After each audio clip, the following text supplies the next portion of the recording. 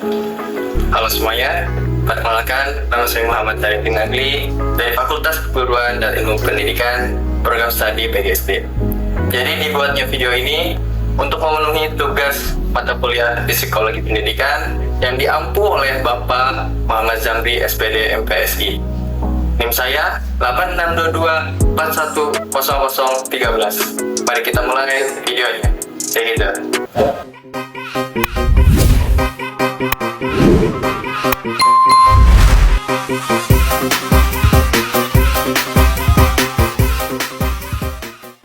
Nah, kita akan membahas apa itu strategi pembelajaran, apa tujuan strategi pembelajaran, dan apa saja klasifikasi strategi pembelajaran.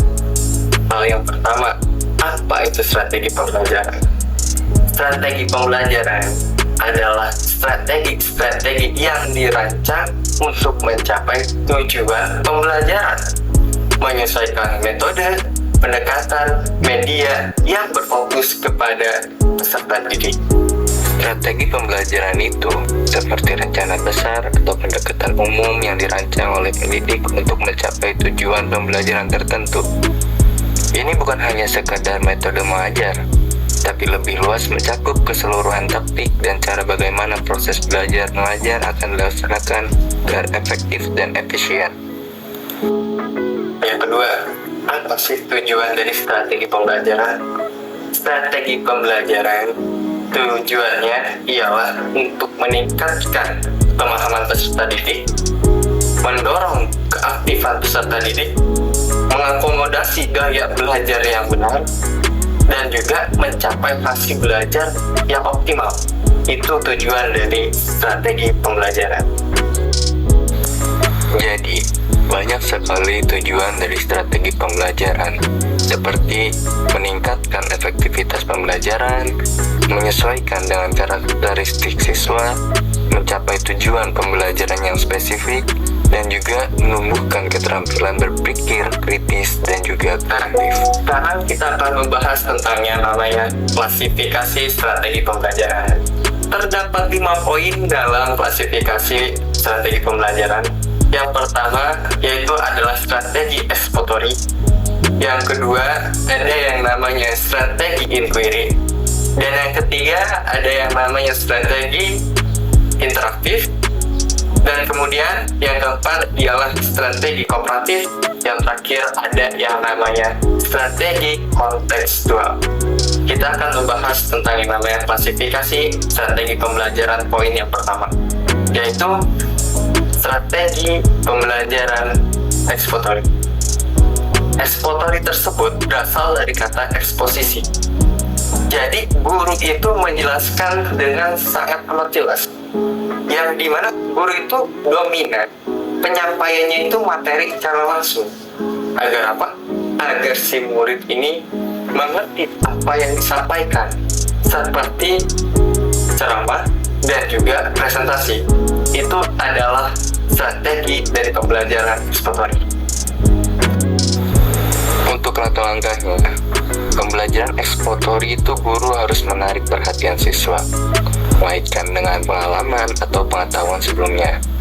Dan juga, guru harus menjelaskan konsep, prinsip, atau informasi secara verbal, sering dibantu dengan media seperti papan tulis, slide, atau video.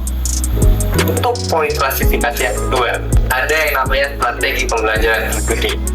Jadi, guru itu menetapkan agar siswa ini berpikir secara kritis, berpikir secara critical thinking, melatih berpikiran yang dimana si siswa ini tidak mudah menyerah. Itu strategi dari strategi pembelajaran inquiry. Untuk langkah-langkah pembelajaran inquiry, guru itu harus membangkitkan minat dan rasa ingin tahu siswa terhadap suatu fenomena ataupun masalah, seperti stimulasi, merumuskan masalah, merumuskan hipotesis, dan juga mengumpulkan data atau informasi. Klasifikasi ketiga yaitu ada yang namanya strategi pembelajaran interaktif. Jadi strategi ini tuh menguji agar guru dan peserta didik itu saling berbicara satu sama lain, berkomunikasi secara bersama.